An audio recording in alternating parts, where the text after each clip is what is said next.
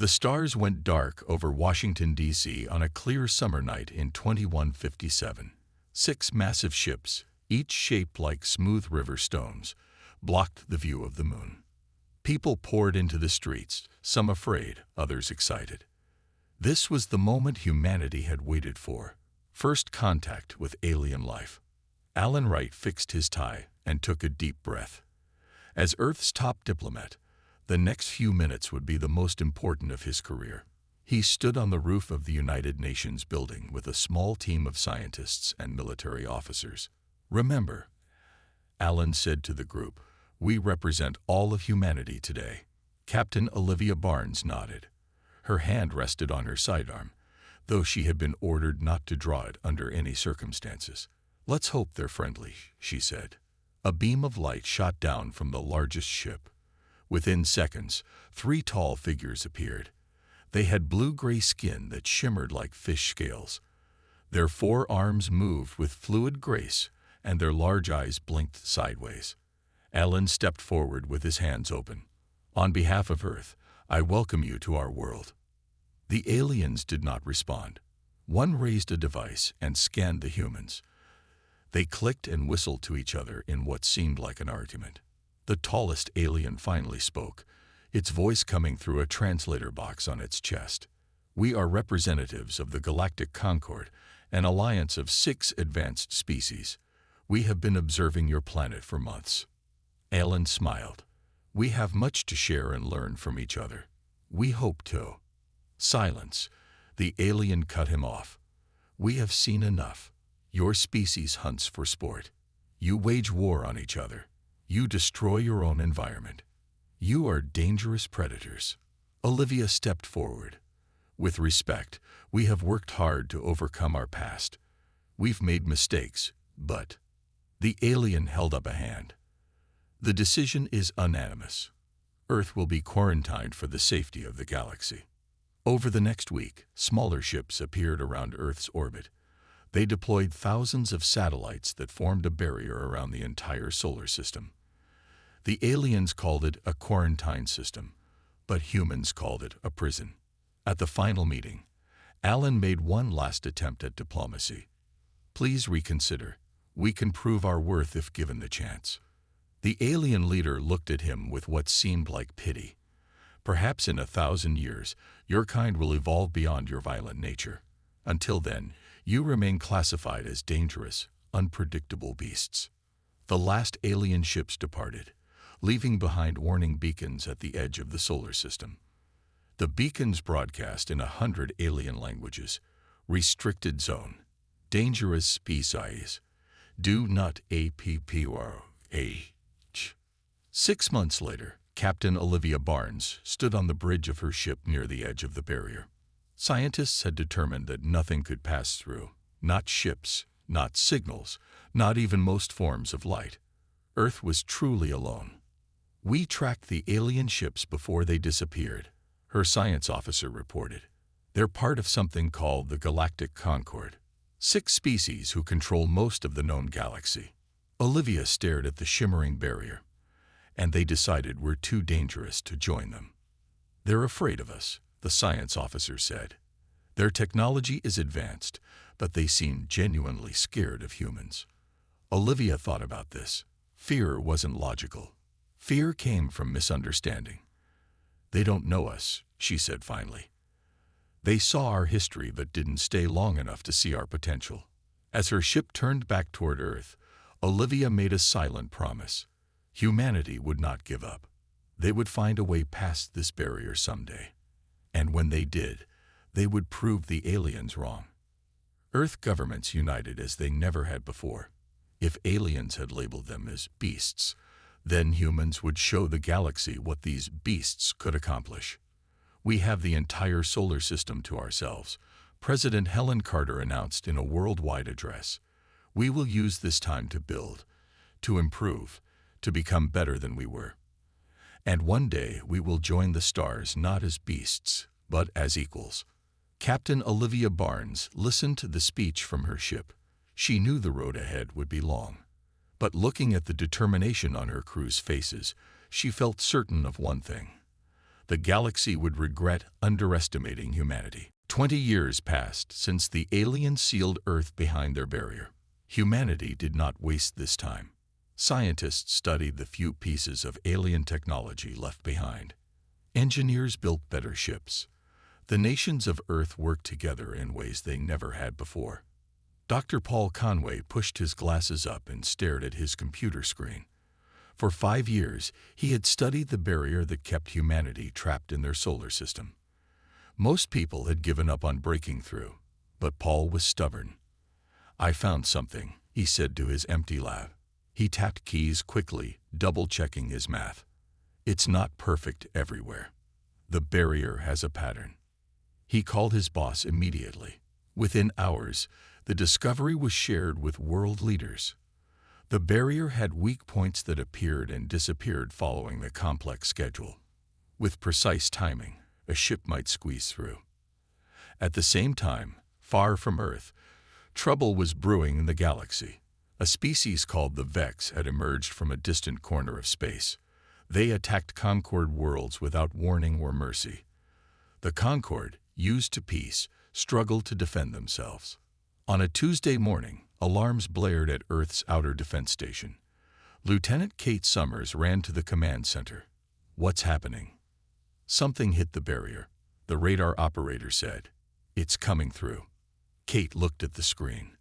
A ship, clearly damaged, tumbled toward Mars. It wasn't human-made. "It's alien," she whispered. "Alert Admiral Martinez. I'm taking a rescue team." Within an hour, Kate's ship approached the crashed alien vessel. It bore the markings of the Galactic Concord, the same alliance that had imprisoned Earth 2 decades earlier. "Any signs of life?" Kate asked her science officer. "Yes, Mom. Multiple life forms inside. They're moving." Kate made a quick decision.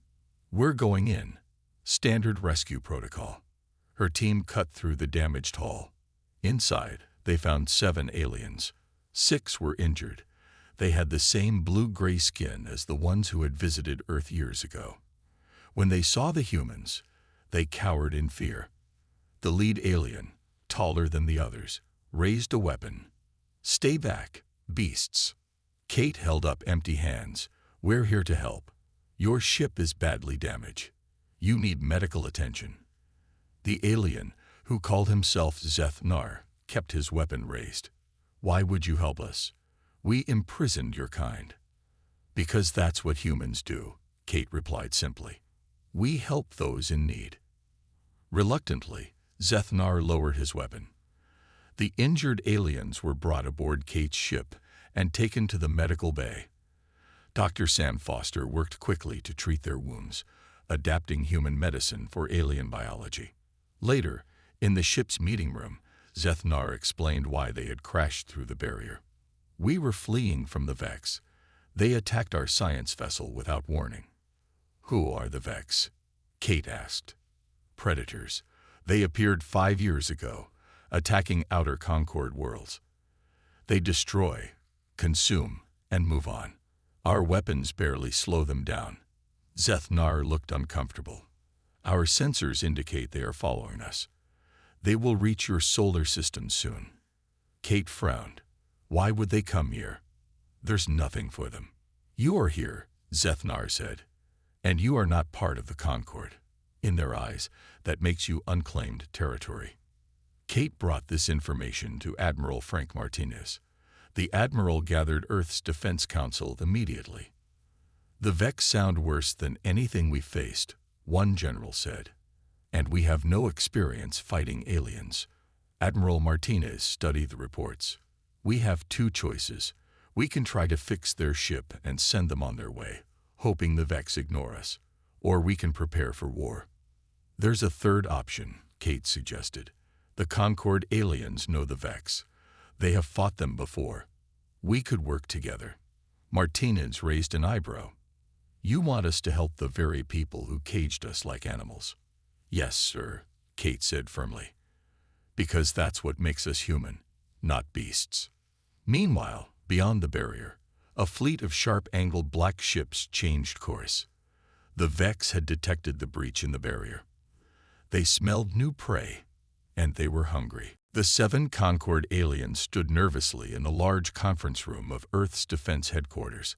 Armed guards watched them from every corner. Admiral Frank Martinez entered, followed by his top officers and scientists. "Let me be clear," Martinez said. 20 years ago, your people locked us in our own solar system like animals in a cage. Now you crash through that same barrier and bring danger to our doorstep." Zethnar, the alien commander, bowed his head. "We did not choose to come here. We were attacked and damaged. The barrier was our only escape route.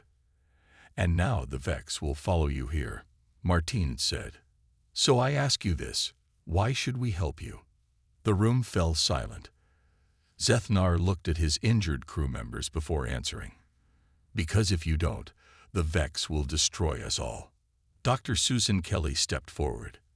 As Earth's leading xenobiologist, she had spent hours examining the aliens. "Admiral, these Concord members can't contact their government. Their communication system was destroyed in the attack." Lieutenant Kate Summers added, "Their ship needs at least 2 weeks of repairs before it can fly again." Martinez nodded slowly. "Then we have 2 weeks to decide what to do with you." Later that day, Martinez met with Earth's United Defense Council. Some wanted to imprison the aliens. Others suggested using them as hostages to negotiate with the Concord.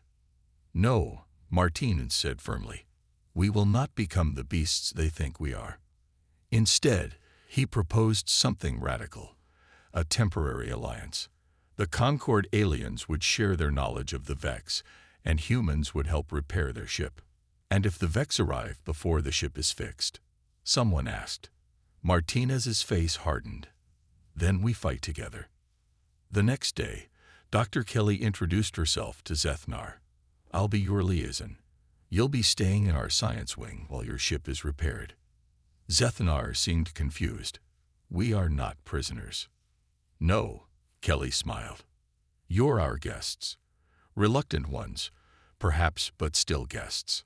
Over the next few days, the aliens watched with surprise as humans worked tirelessly to repair their ship. Engineer Lisa Rice led the repair team, quickly learning the alien technology. "Your people are very adaptable," Zethnar told Kelly one evening.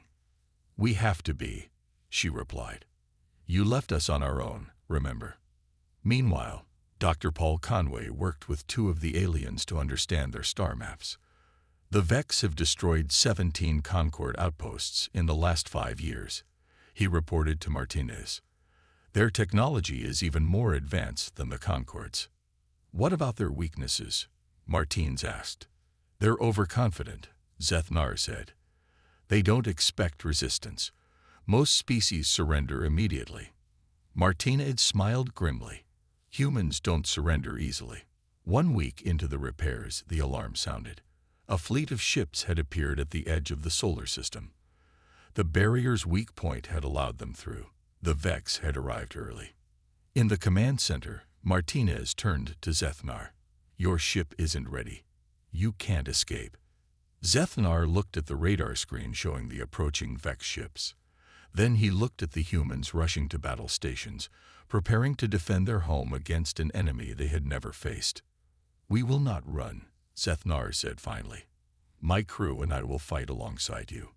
We have seen how you treated us, not as enemies, but as people in need." Perhaps the Concord was wrong about humanity. Martinez nodded. "We'll see if you still think that after the battle." As Earth's defense ships moved into position, Kelly noticed something remarkable. The Concord aliens were no longer keeping their distance from the humans. They worked side by side with them, preparing weapons and strategies. "Why the change?" she asked Zethnar. The alien commander watched as Kate Summers briefed both human and alien crew members together. "In all our observations of your kind, we never saw this," he said quietly. "We saw your wars and violence. We never saw your unity, your compassion." "Those are also human traits," Kelly replied. "Maybe the most important ones." The first Vex ships entered firing range.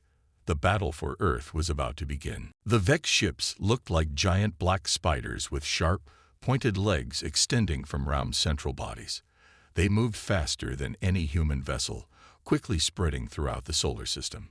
In Earth's main defense command center, Admiral Martinez studied the tactical display. "They're splitting into 3 groups," he said. "One heading to Mars, one to our moon base, and the largest group coming straight for Earth." Captain Eric Daniels stepped forward. At 35, he was Earth's best tactical commander. "Sir, the Vex must have studied Concord battle tactics.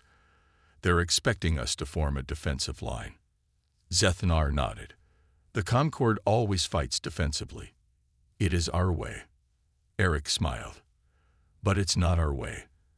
Admiral, I propose we do something they won't expect." Martinez raised an eyebrow. "I'm listening, Captain." Eric pointed to the display. "We attack, not as one force, but as many small groups hitting from different directions. Unpredictable strikes, like wolves, not soldiers." Zethnar looked shocked. "That is chaos, not strategy." "Exactly," Eric said. "They won't be prepared for chaos." Martinez thought for a moment, then nodded. "Do it, Captain. Show these Vex what human beasts can do." Eric's battle plan was implemented immediately. The Earth fleet broke into small, fast-moving squadrons. Each had its own targets but worked as part of a larger strategy. The Vex, expecting a traditional Concord defense, were confused by the human approach. Lisa Rice worked in the engineering bay of Earth's largest battleship. She had spent the last week studying Vex technology from data provided by the Concord aliens. Now she made final adjustments to her newest creation. "What is that device?" asked a Concord engineer named Krell. "Mining equipment, originally," Lisa explained. "We used it to break apart asteroids. I modified it to send out pulses that should disrupt Vex shield frequencies." Krell looked puzzled. "Your people use mining tools as weapons." Lisa shrugged. "We use whatever works." The battle was fierce. Vex ships fired strange energy weapons that melted through metal.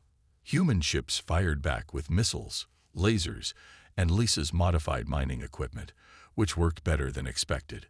The Vex shields flickered and failed when hit with the mining pulses. In his command ship, Eric led the main attack group. Squad 2, swing around behind that large Vex vessel. Squad 5, prepare to hit their flank when they turn to face Squad 2. The human ships moved like dancers, never staying in one formation for long. The Vex, used to fighting the predictable Concord, struggled to counter these ever-changing tactics. Zethnar watched from the command center, amazed. "Your people fight like beasts," Kate Summers suggested with a small smile. "No," Zethnar said quietly, "like warriors who have studied survival for centuries." The battle raged for hours. Human ships took heavy damage. The Vex lost many vessels, but kept coming. Their largest ship, twice the size of anything humans had built, pushed toward Earth. "They're breaking through our lines," Eric reported, heading straight for North America. Martinez's face darkened. "Can we stop them?" "Not in space," Eric admitted, "but we can follow them down." Martinez nodded grimly. "Do it, and alert ground forces." As the massive Vex ship descended toward Earth, smaller Vex vessels broke off and headed for other continents. The space battle had ended. The ground war was about to begin. Back in the command center, Zethnar approached Martinez. "Admiral, I must tell you something important. The Concord, we did not quarantine your planet simply because of your violent past." Martinez looked at him sharply. "What do you mean?" "Your adaptability. Your ingenuity. The way you turn mining tools into weapons and change tactics in the middle of battle." Zethnar gestured to the tactical display showing the defeated human ships. "Even in partial defeat, you accomplished more against the Vex than the Concord has in years." "What are you saying?" Martinez asked. "I'm saying the Concord feared you not for what you were, but for what you might become," Zethnar replied. "And now I fear we may have been right to be afraid." and wrong to lock you away. Outside, the sky turned red as the Vex ships entered Earth's atmosphere. The main Vex ship crashed in a cornfield outside of Cedar Rapids, Iowa. Smaller ships landed in a dozen other locations around the world. Within hours, strange alien creatures poured out and began attacking nearby towns. John Butler had been a Marine for 20 years before retiring to his small farm. When he heard the explosions, he knew exactly what to do. He grabbed his old rifle and drove his truck to town. The local police were already there, trying to evacuate people as odd-looking aliens with 6 limbs and metallic skin moved through the streets. They carried weapons that shot blue energy bolts, burning through anything they hit. "Everyone to the high school," shouted Police Chief Laura Woods. "It's built like a bunker. We can hold out there." John pulled his truck alongside her. "I'll buy you some time." Laura nodded grimly. "Don't be a hero, John." "Never was," he replied with a small smile. Then he drove toward the aliens, honking his horn to get their attention. The Vex turned toward the noise. John led them away from the evacuation route, then abandoned his truck and disappeared into the woods he had hunted in since childhood. The aliens followed, not realizing they were being drawn into an ambush. Meanwhile, in the nearby town of Riverside, elementary school teacher Maria Garcia huddled in a classroom with 28 terrified children. They had been on a field trip when the attack began. "Everyone stay quiet," she whispered. "We're going to play a hiding game." Maria had grown up exploring the local cave system. If she could get the children there, they might be safe. She organized them into pairs, each older child responsible for a younger one. "Remember how we practice fire drills?" she said calmly. "This is just like that. Stay together and follow me." As Maria led the children through back alleys toward the cave entrance, Vex soldiers patrolled the main streets. One child, a 6-year-old boy named Bobby, tripped and cried out in pain. A Vex turned toward the sound. Maria made a split-second decision. She stepped into the open, waving her arms. "Over here," she shouted. The Vex approached her slowly, weapon raised. Maria stood her ground, giving the children time to hide. To her surprise, the alien didn't fire. Instead, it studied her with glowing yellow eyes. "You protect small ones," it said in a strange mechanical voice. Maria blinked in surprise. "Yes, they're children. They're innocent." The Vex tilted its head. "Concord reports say humans kill young of enemies. We don't harm children," Maria said firmly, "no matter whose children they are." The Vex seemed confused. After a long moment, it lowered its weapon slightly. "Take young ones. Go." Maria didn't need to be told twice. She gathered the children and continued toward the caves. Behind her, the Vex turned away, ignoring them. Across the country, similar scenes played out. Humans organized resistance, protected the vulnerable, and fought back against the technologically superior invaders. They used their knowledge of the land, improvised weapons, and unpredictable tactics. In New Mexico, ranchers on horseback led Vex patrols into box canyons where soldiers waited in ambush. In Seattle, bus drivers formed convoys to evacuate civilians, while bicycle messengers carried communications between resistance groups. Zethnar and his crew watched these events through Earth's satellite system from the command center. The Concord aliens were stunned. In Concord worlds, civilians hide until military forces arrive, Zethnar said. "Your people fight back with whatever they have."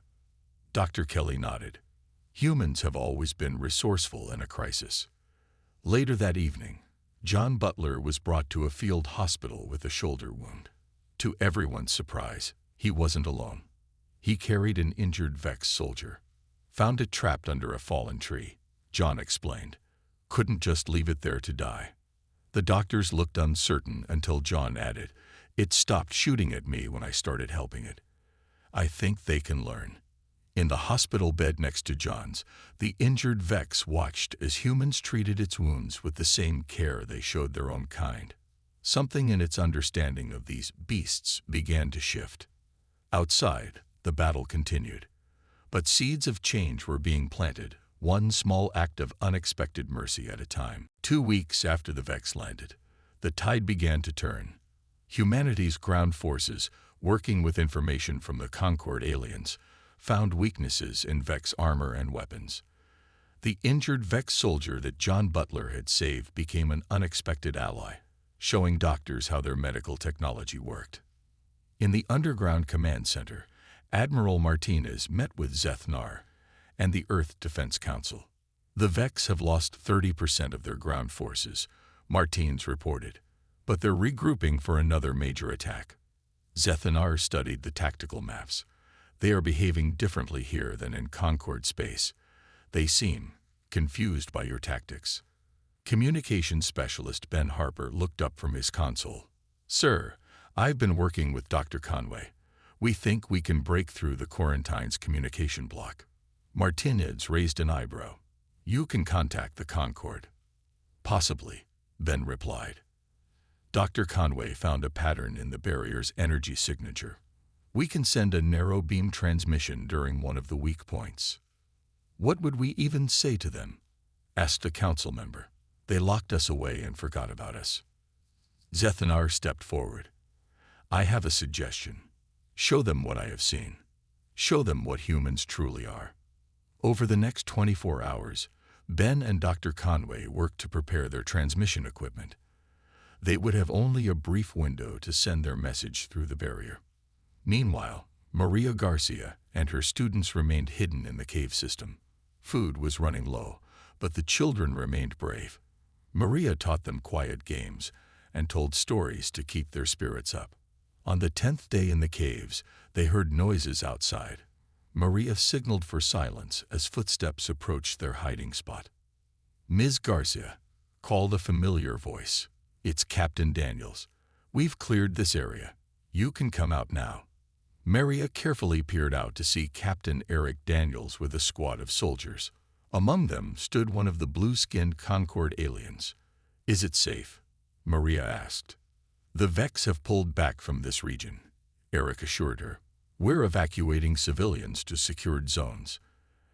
As the children emerged from hiding, the Concord alien watched with fascination.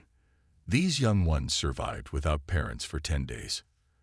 They had Ms. Garcia, Eric explained, and they're stronger than they look. Back at the command center, Ben Harper made final adjustments to his equipment. The barrier's weak point will occur in 5 minutes. We'll have 30 seconds to transmit. Dr. Conway handed Martinez a data drive. This contains everything we've documented since the Vex arrived. Our battles, our victories, our losses, and most importantly, footage of humans helping each other, and even helping injured Vex. Zethnar added, I've recorded my own observations as well. The Concord needs to see what I have seen. The transmission window opened. Ben sent the message through the narrow gap in the barrier, toward the nearest Concord outpost. Then they waited. 3 days later, as human forces prepared for another Vex assault, the barrier around Earth's solar system flickered. A single ship passed through, larger and more elegant than any they had seen before. It's a Concord Council vessel, Zethnar said with awe. They rarely leave the capital system. The ship sent a simple message. We received your transmission. We need to talk. In a private meeting room, Admiral Martinez and President Diane Foster met with 3 Concord Council members. The aliens watched footage of the battle against the Vex. Humans fighting alongside Concord crew members, Maria protecting children, John saving the injured Vex soldier. The lead council member, an elderly alien with silver-blue skin, turned to Martinez. We made a terrible mistake 20 years ago. Yes, you did, Martinez agreed without emotion. The truth is, the council member continued, we didn't quarantine your planet because of your past violence. We did it because you reminded us of an ancient enemy, one that nearly destroyed our civilizations eons ago. Your adaptability, your resourcefulness. We were afraid. President Foster leaned forward. And now? Now we are at war with the Vex across 17 star systems. We are losing that war. The council member looked directly at Foster. We need humanity's help. The same beasts you caged? Foster asked. No, the council member replied. The allies we should have embraced from the beginning. The United Earth government held an emergency session to decide whether to help the Concord. Many were angry, wanting nothing to do with the aliens who had imprisoned humanity for 20 years. President Diane Foster stood before the assembly. I understand your anger. I share it. But this isn't just about the past. It's about our future among the stars. Admiral Martinez presented the military situation. The Vex are attacking Concord worlds one by one. If they defeat the Concord, they'll return to finish Earth. We can't hide behind our barrier forever. The debate lasted for hours. Finally, Admiral Olivia Barnes asked to speak. Now in her 60s, she had witnessed the very first contact with the Concord. 20 years ago, I stood on a rooftop and watched aliens label us as beasts, Olivia said. I promised myself we would prove them wrong someday. This is that day. She looked around the room. If we refuse to help because of old grudges, we prove them right. If we help despite what they did to us, we prove them wrong. The choice seems clear to me. After her speech, the vote was unanimous. Earth would join the fight against the Vex. Over the next month, human ships prepared to leave the solar system for the first time. Dr. Paul Conway adapted his barrier breach technology into a weapon effective against Vex shields. Engineer Lisa Rice developed new armor based on both human and Concord designs. Captain Eric Daniels was given command of the first joint human Concord battle group. His second in command was Zethnar, who had requested to serve alongside humans. Are you nervous? Eric asked Zethnar as they prepared to depart. About the battle? No. About how other Concord will react to humans. Yes, Zethnar admitted. Most have only heard stories about Earth beasts. Eric smiled. Then we'll have to change their stories. The first battle took place near a Concord colony world called Lumeria. The Vex had the planet surrounded, their black ships blocking all escape routes. The Concord defense fleet was failing. When human ships arrived alongside Concord reinforcements, the Vex didn't change their tactics. They expected the predictable, defensive approach the Concord always used. Instead, Eric implemented what humans now called wolf pack tactics.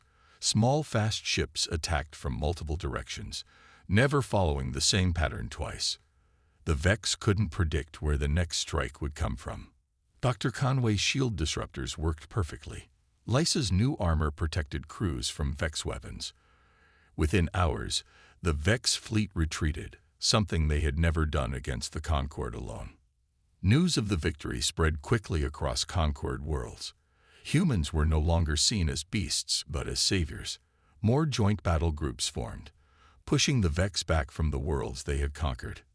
6 months after leaving Earth, human and Concord ships cornered the main Vex fleet near their home system. The battle was the largest in known galactic history.